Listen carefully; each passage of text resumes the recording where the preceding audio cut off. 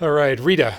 Yes. Rita, where did you grow up? Where are you from originally? Los Angeles, California. Born at Cedars of Lebanon Hospital. What year were you born? 1933.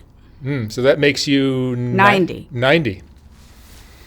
On my way to 91. Good for you. Tell me about your childhood. How did you grow up? I grew up at Pico and Fairfax, and my 7-year-old girlfriend and I, who I was 7 too, used to take the Fairfax bus to the May Company, Wilshire.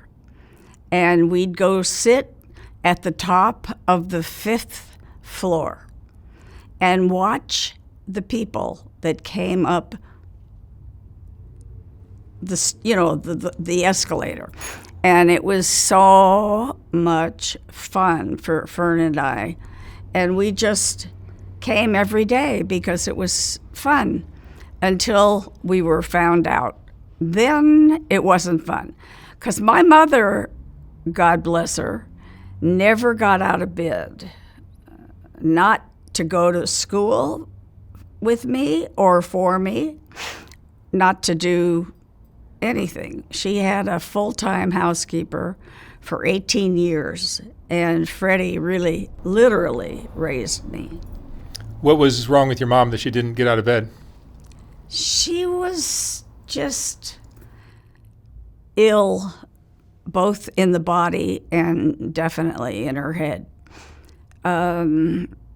She and my father were so different that it was hysterical because he was tall and good looking and ran a big business even through the war, because the government came to him when the war started and said, if you'll convert your factory into uniforms, I will promise you that the USA will give you $1 million, not really, but we'll give you the fabric for a lovely group of black dresses, which women will absolutely devour because they are so frustrated from the wartime not being able to get anything that was attractive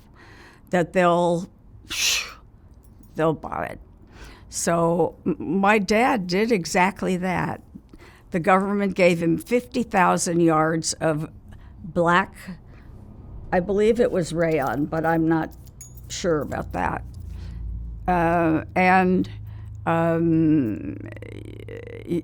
We'll even try to advise you on what the dress might want to look like, because there are definite styles that women have not been able to buy.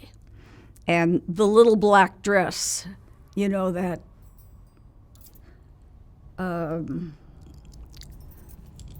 phrase, and that's exactly what you should make. And you could do anything preparatory to it, and you'll be ready for it. But it's really the truth, because women have been so lackluster when it comes to clothes. They can't get anything that's sexy. And that's what they want, because the men are gone. They're fighting a war. World War II was going on. Pardon me? World War II was going on. Yes, that was it. I was 9 years old the day the war started. My father and I were visiting his mother, who lived at the beach. And so she sent us to the neighborhood store that had only small number of things. It was a very tiny little place, but it did have milk. So my grandmother asked for a quart of milk. And so my father and I started to walk down the little path. This was a house on Beach Avenue. And we walked on the boardwalk, and it was like like this, and it went right into a market, a little teeny market. But who was on the radio? President Roosevelt. He was telling us all that the Japanese had just bombed Pearl Harbor and wiped out the fleet, practically. And so that was my first lesson in war or wartime. So my father was very upset, agitated that something like that would happen now to us. I was 9. And so he said, I'll take you downtown to the building. My father and my grandfather owned a large building in Little Tokyo.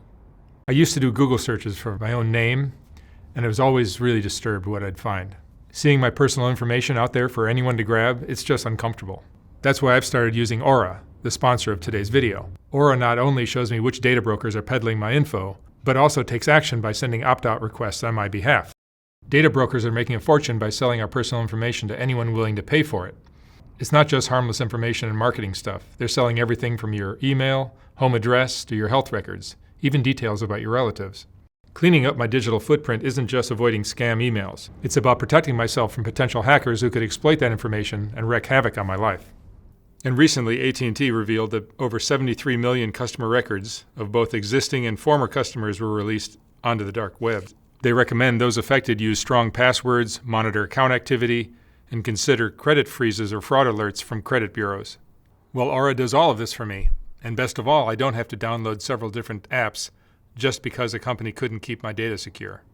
If my info was compromised in the AT&T data breach, I wouldn't worry because Aura is always on, always doing the hard work of keeping me safe. From antivirus protection to VPN and password management, Aura's got it all covered.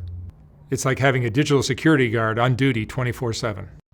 I'm too busy to deal with this stuff, but with Aura, I can go about my day knowing that my privacy is being safeguarded, leaving me free to focus on what really matters.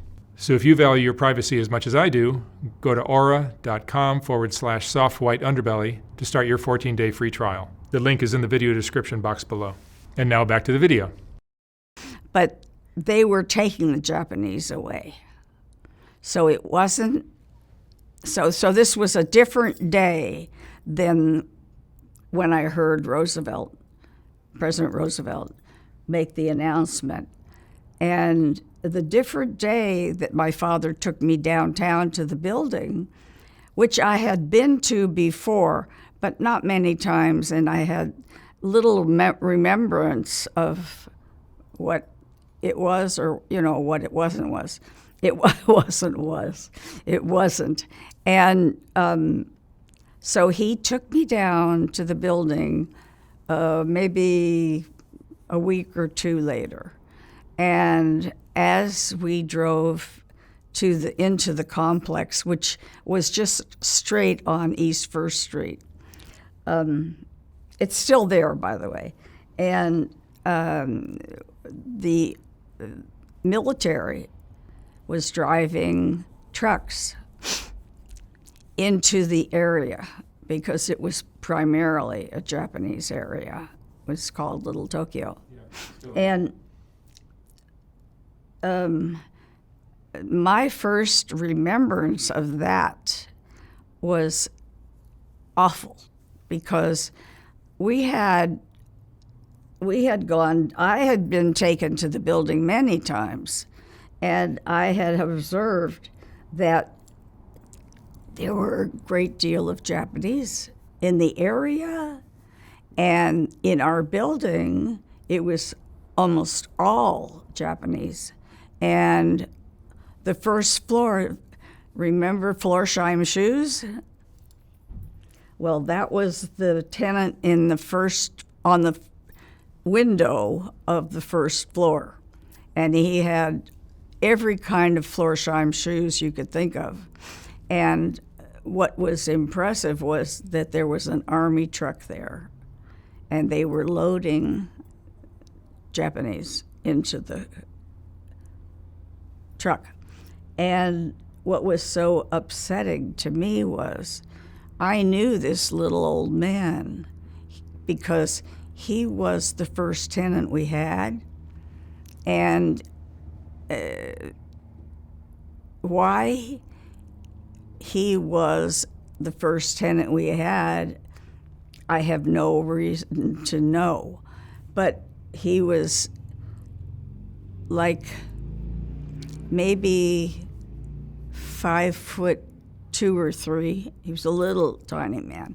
And my dad said he was 98 or something like that, and that they were taking him away to a containment camp.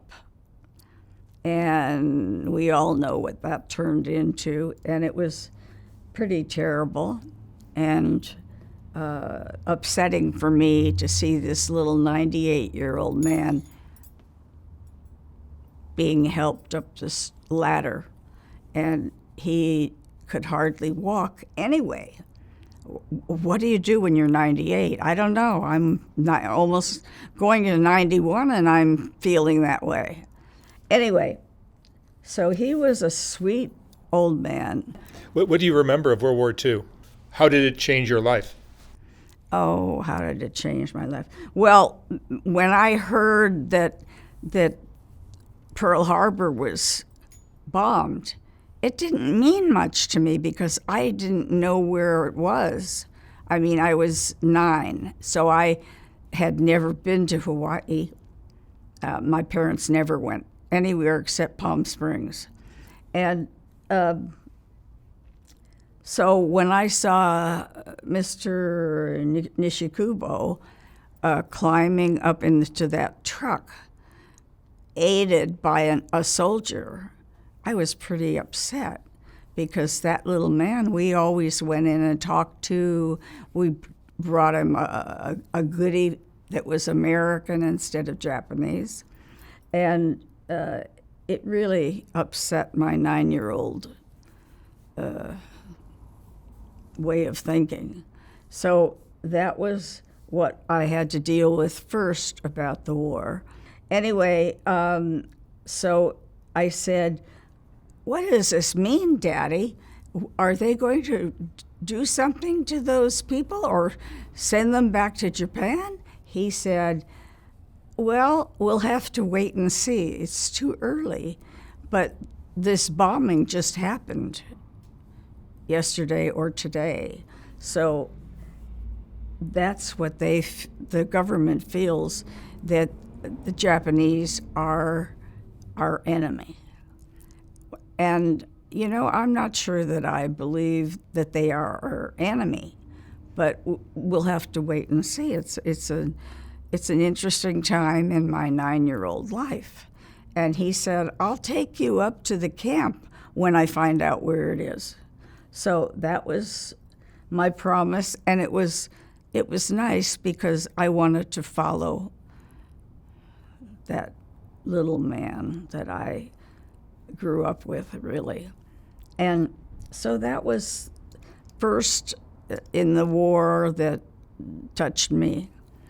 And then I said, when Germany got involved, which was very soon after, and actually France too, but that was only because Germany attacked France. So it was a question of, are they against us or with us? So we had to wait. I had to wait a long time to find that out because it wasn't clear. So anyway, I went to a lot of bond rallies. They used to run rallies in public places, in large public places, and people like Frank Sinatra and Bing Crosby would come and sing and entertain people, hoping that they would put out money for bonds. And even that early in the war, it worked. Frank Sinatra came all the time. He was very democratic. And Bing Crosby was not, but he came just to pretend to be with us. And Germany got in really, really quick. And I knew that we had Germans living upstairs from us. We lived in a duplex in the Pico Fairfax area. And when my father told me that they were German upstairs, I said, maybe that is why at night when I'm sleeping, I get awakened by a tap, tap, tap sound. And he says, what do you mean? I said, maybe they're sending messages back to Germany. He said, you know, hon, that's clever. I'm really proud of your thinking. And I was only 9, so I mean, it was a stretch. And the next day, my father called the FBI. And they came about a day later or two and came on, took them away. That was really amazing to me. I never thought, things like that happened. And so they came and took them away, and as they walked down the stairs, I looked at their faces, and I said, yeah, they don't look very friendly. It was funny, but not funny. And then, we went, my parents and my aunt and my uncle were very busy with Democratic projects. We raised war bonds, we rolled bandages. My mother and I rolled bandages and made boxes for soldiers that would have things that they would need or want in it. And that was very intriguing for a 9-year-old girl. And it just got bigger projects as the war went on, because we wanted it over. Women did not want a war. I mean, they missed their men. They missed everything about their life. And so that was... And the war lasted 6 years. Yeah. How did things change during those 6 years? Well, we couldn't buy things that we wanted or needed, like groceries. A certain number of things we could buy, but there was really not a great variety. So, I mean, they sent shipments to the soldiers all the time, constantly.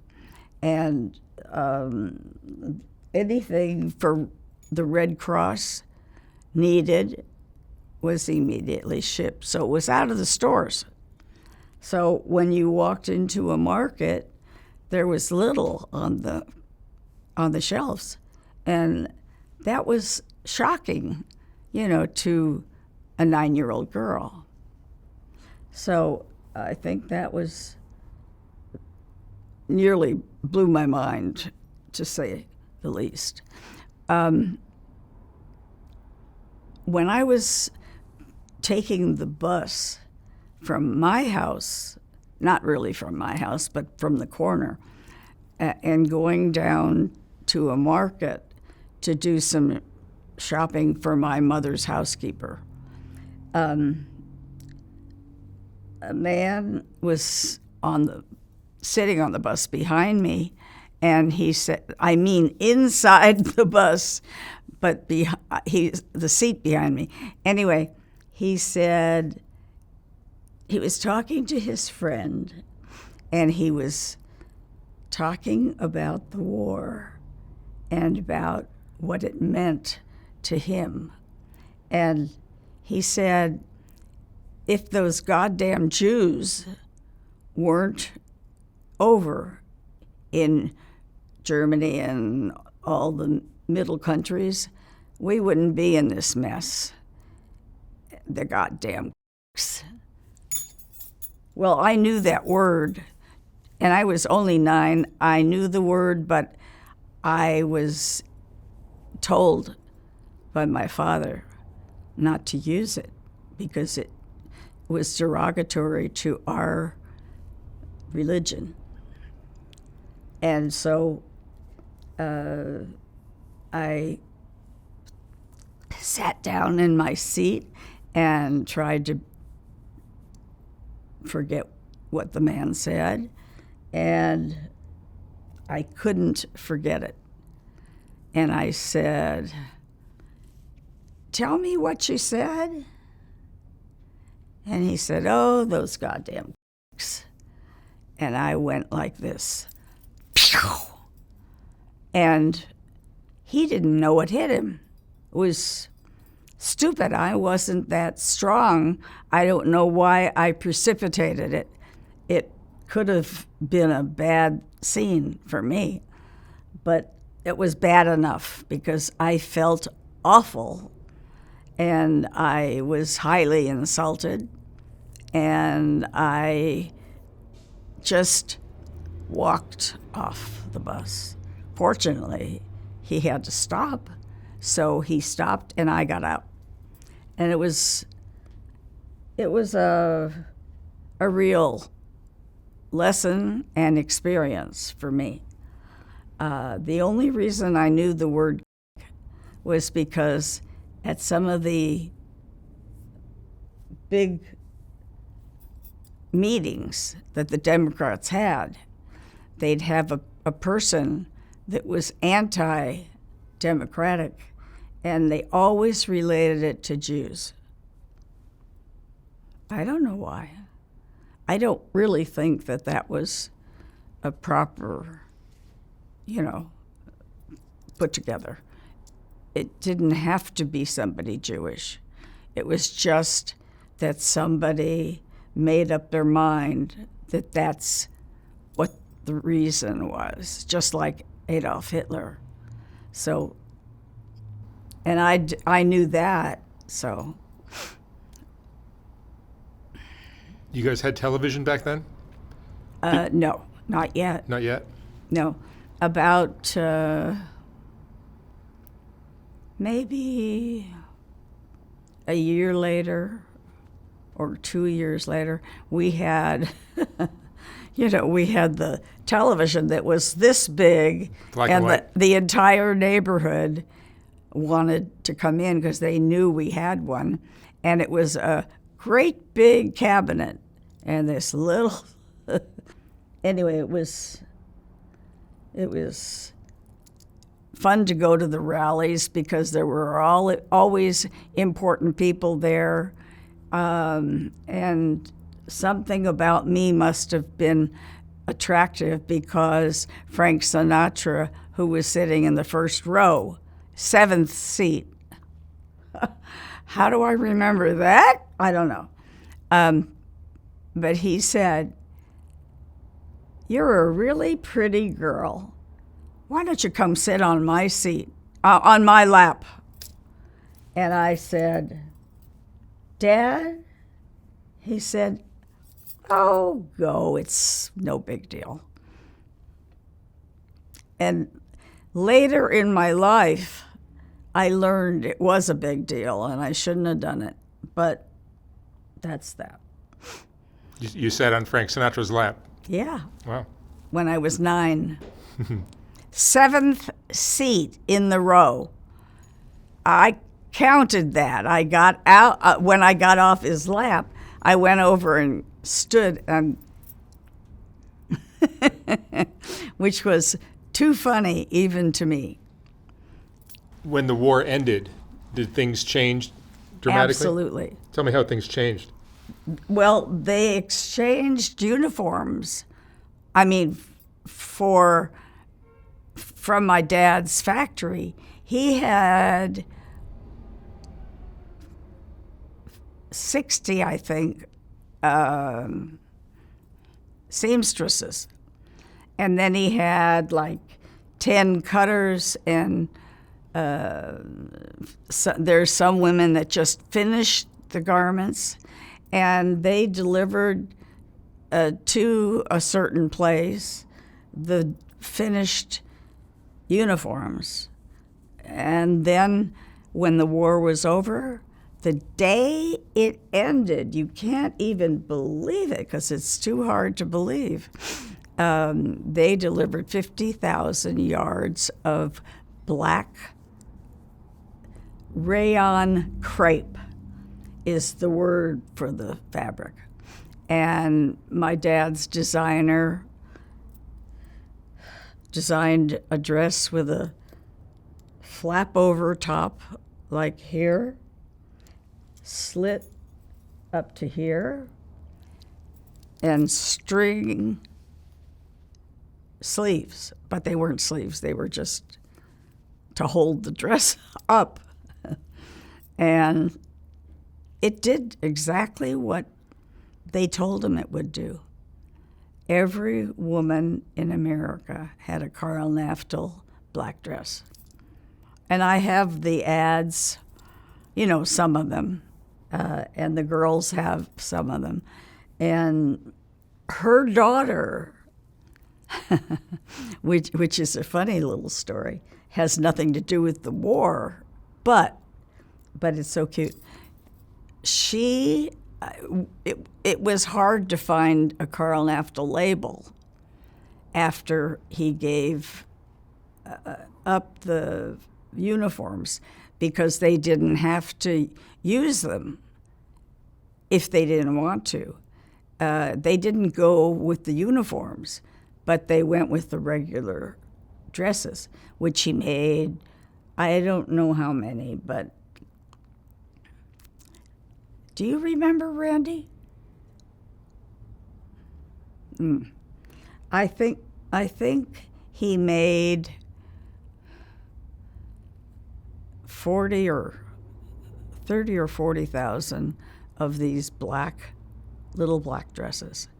And it was an immediate hit.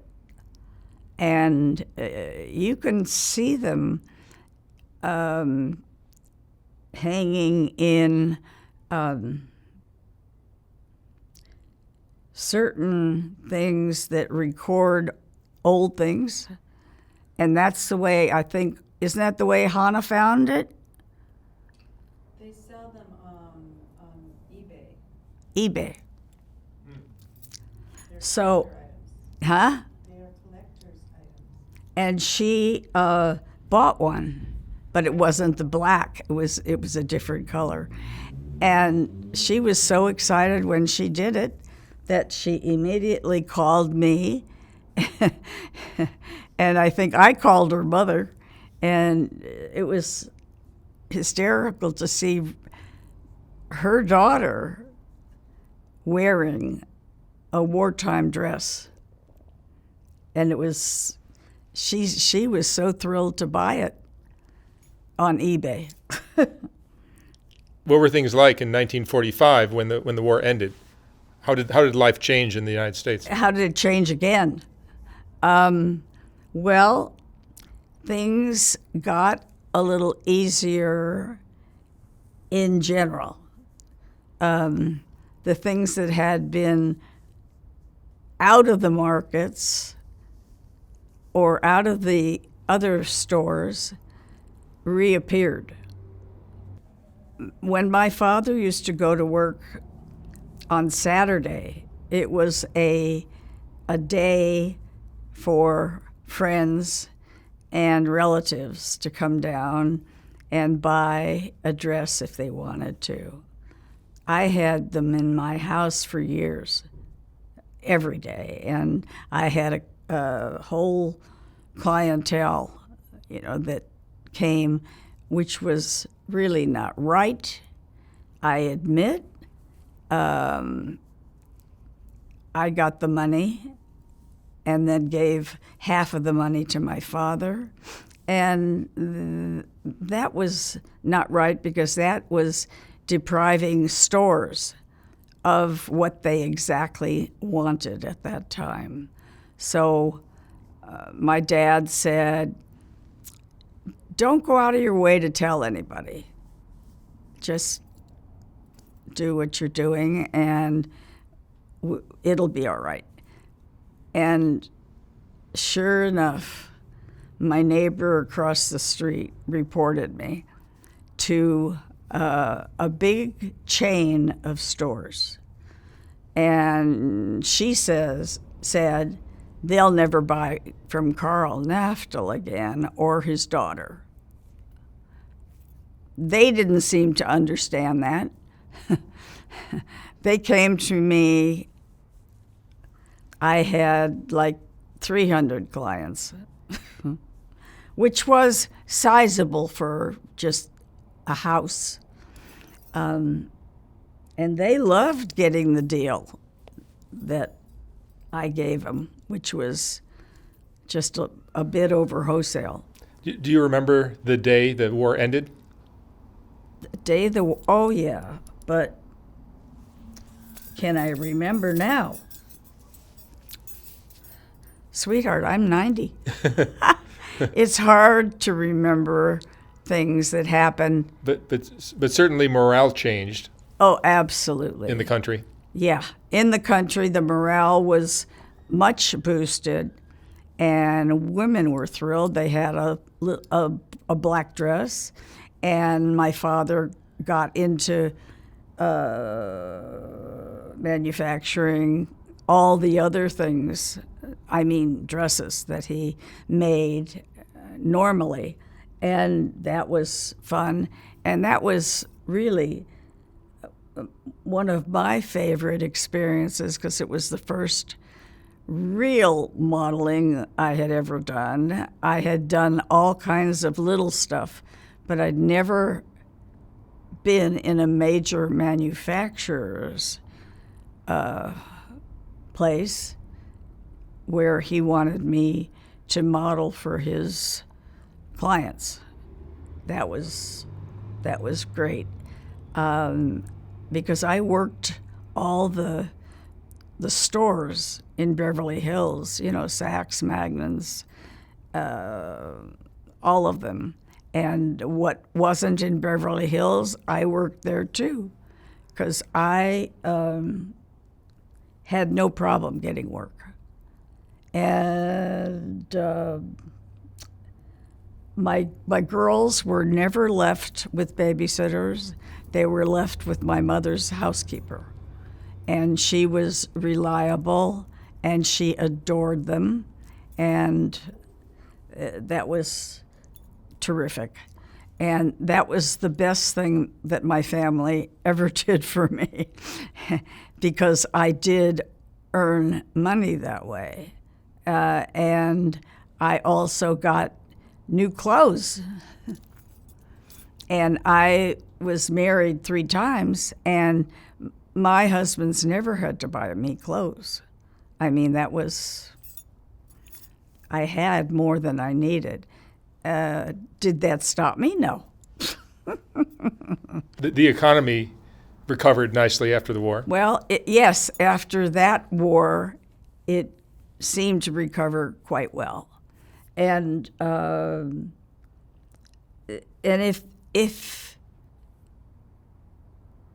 if it didn't grow quite as much as people expected, it just took a little longer. And then everything was back in the stores and people were buying like crazy. And then I don't remember the year that Roosevelt said, we have to cut this extraneous buying because it keeps you from working on your own businesses and things like that. And those are the most important because that's our economy. So that was What was your favorite decade in your life? I think when I had my children, it was just so absolutely thrilling to have 1, 2, 3, 4. And then the fourth one was seriously ill when she was born. She had surgery 2 weeks after she was born. She had, and in addition to what that was, her feet went like that, so they had to put braces on her legs, and they were metal. So every time she moved or touched the rails in her crib, knocked out, a big hunk. And so there came a time when we couldn't leave her in the crib. We had to put her into a different bed and make sure that someone was always watching her. And that was a funny story in itself. She had these disaligned feet. And when the doctor operated on her at 2 weeks, he straightened her legs well because she still can walk, in a straight line and get around okay. But till she was 19 months, she couldn't turn over. And the doctor told us to put her on the floor and let her wriggle across the floor. And everybody was all right with that except my parents. They could not stand to leave her on the floor. So they would pick her up every time she went, ah! Which was dreadful. I mean, really, you can't do that with a baby. They have a good memory, and they don't like that. Anyway, so finally we got her past that stage, and the girls started growing up, and they were a blast. You have 4 daughters. Yes, I have 4 daughters, and the last one was the one that had the problem with her legs. But and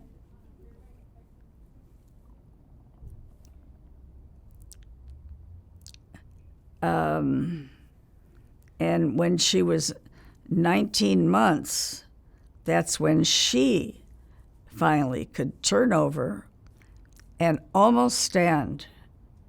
And then she learned to walk. But it was hard. It was a torturous thing for her. And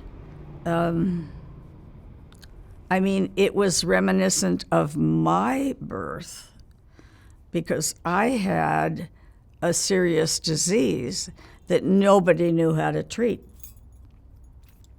It was called celiac disease. And there are a lot of people that have it, but not too many that try to change it or make it different because it's very difficult. It's a whole special menu and nothing with wheat. It's like a gluten intolerance. And that's my whole life. I've been wheat free. Did you discover primarily? Did you figure out the correct diet early on, or did you struggle with it? Well, I was sent to live at a in Long Beach at a registered nurse's home, private home, and her daughter, who was also a registered nurse.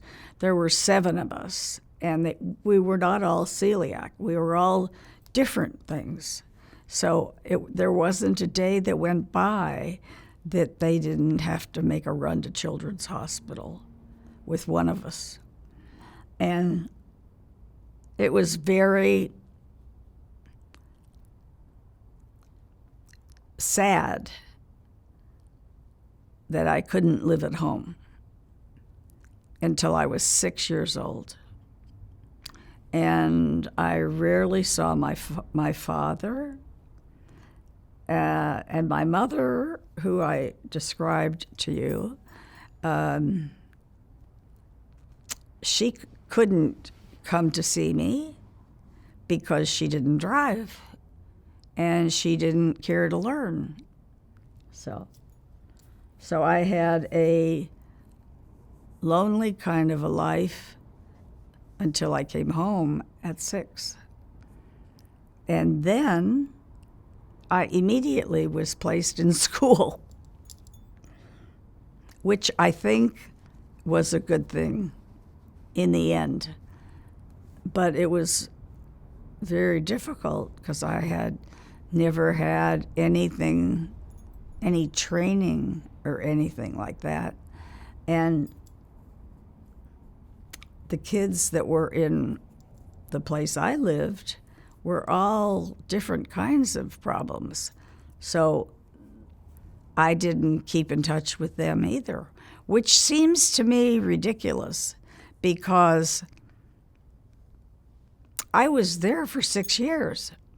And my mother and father rarely could come because my father had the car and he was a traveling salesman. That was before he had his own business. So it was I lived a very peculiar young life. And not to mention the food. I mean, that was really something else. So I lived on skim milk and Jell-O and bananas. That was it. Well, that's celiac. I mean, until I was about 40, there wasn't any decent food.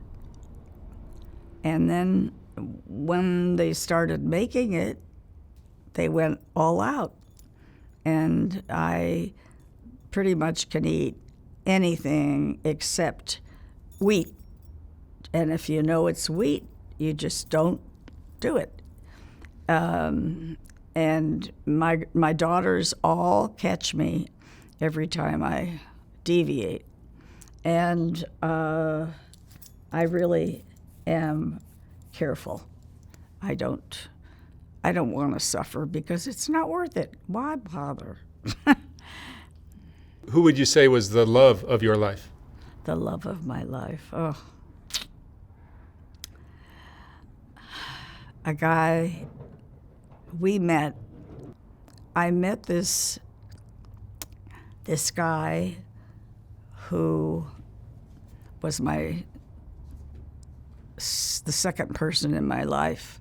The first person in my life was her father, my daughter's father. And he lived next door to me. And he drove my car before I drove it. And I have a magnificent painting that he painted. He was an art student at UCLA. And in his senior year, he painted John F. Kennedy. And I have that picture in my house.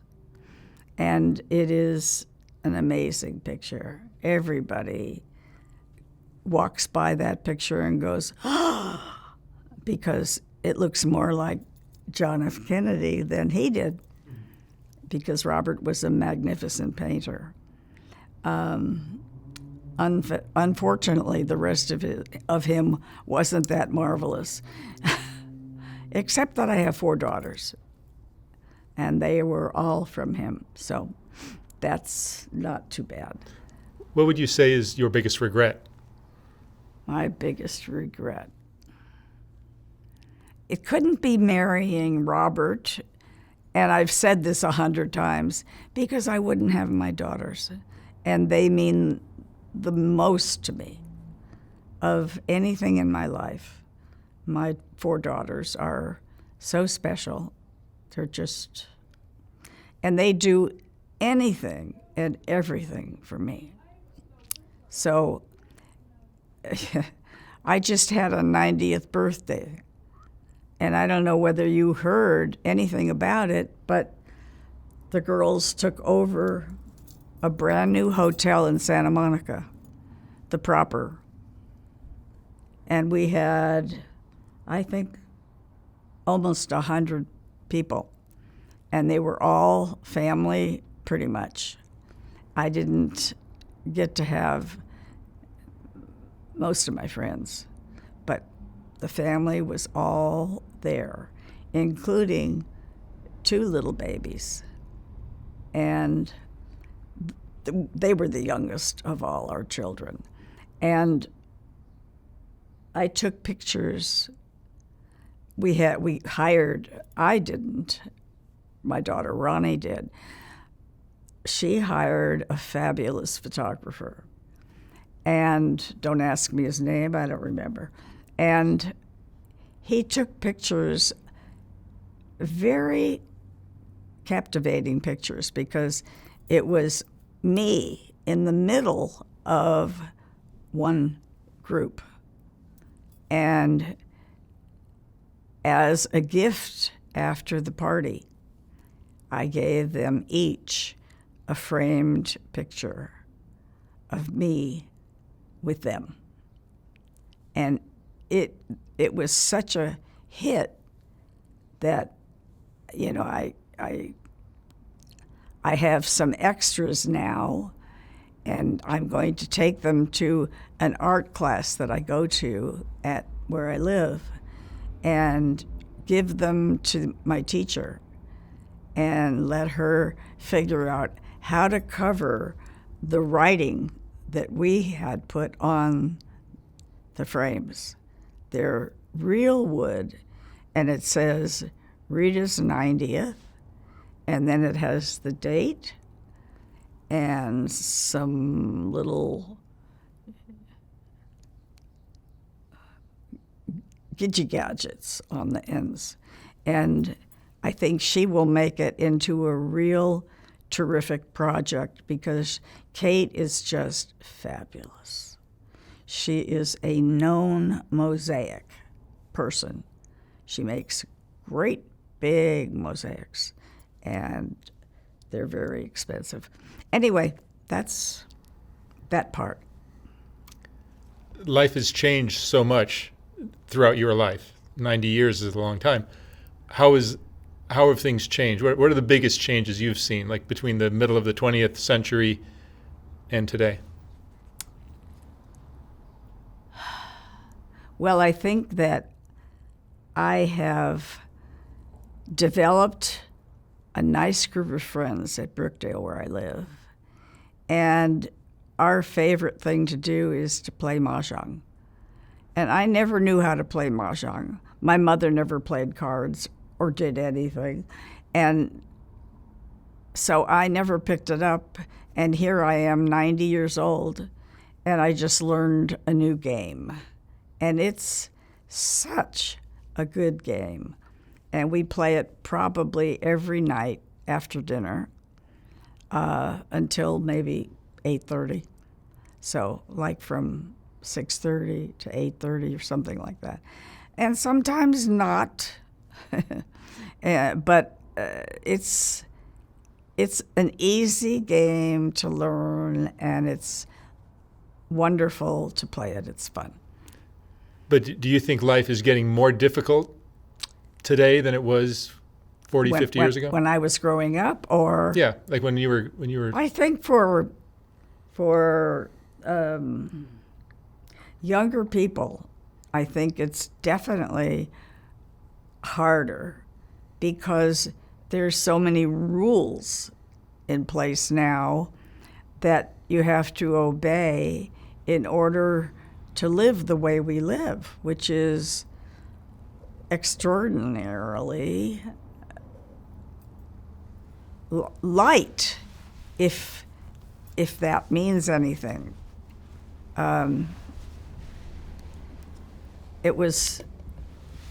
It seemed to me that life was harder when we were in the 40s. And you know, it's just my philosophy.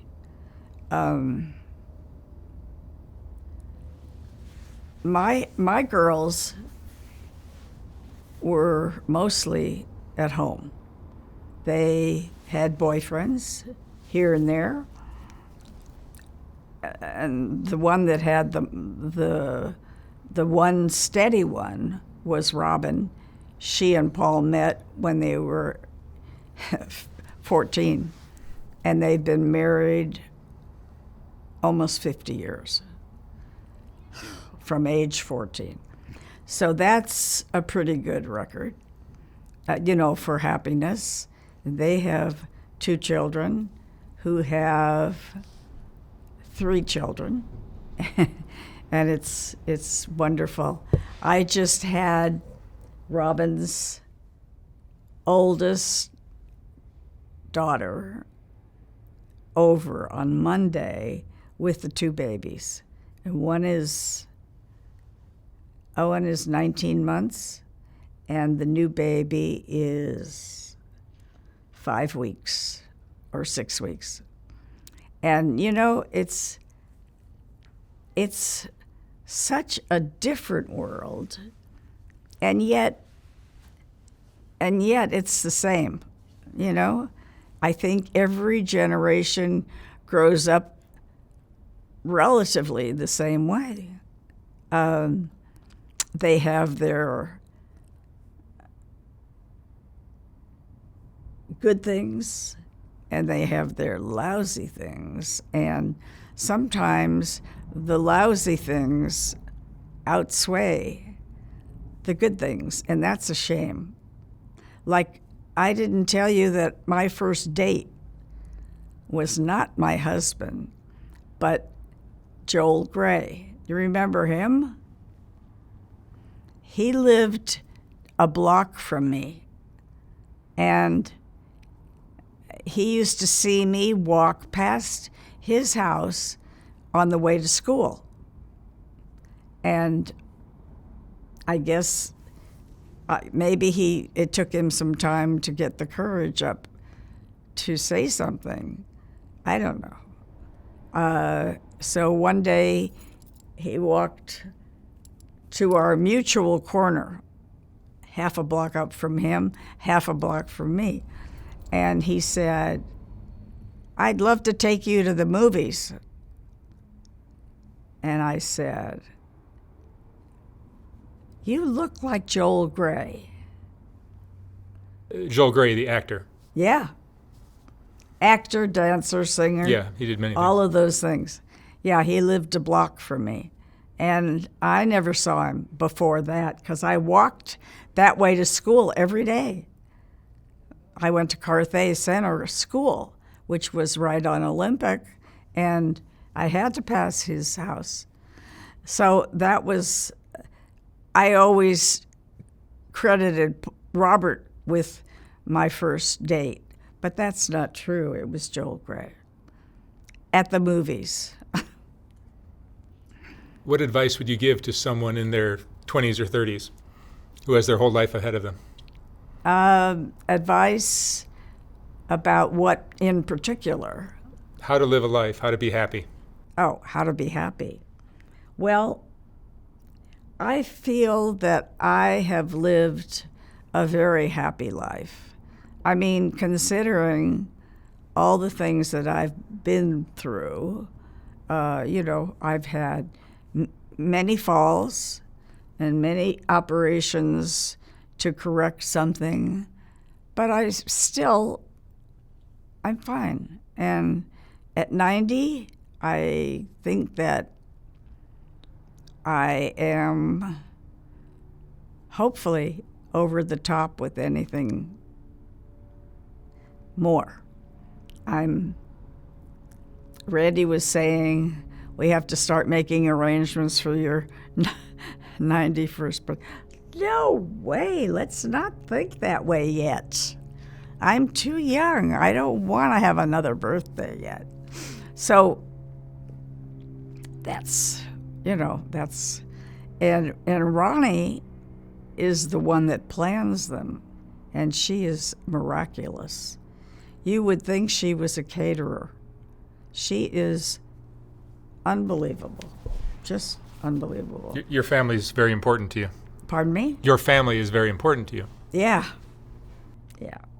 We do a lot together. We are very close. I mean, there may be something that we disagree about, and it really never seems to affect our relationship, really. It seems like it at the time. It seems terrible. And then it's gone. And we don't think about it. So that's the way I feel about my life. All right. Rita, thank you so much for sharing your story. Did it mean anything to you? It does. Everyone's story is interesting, and a person who's lived 90 years on this planet certainly is going to be Thank you. very interesting. I'm glad. Thank you so much for sharing it. Oh, my pleasure. I mean, that's a joy to me.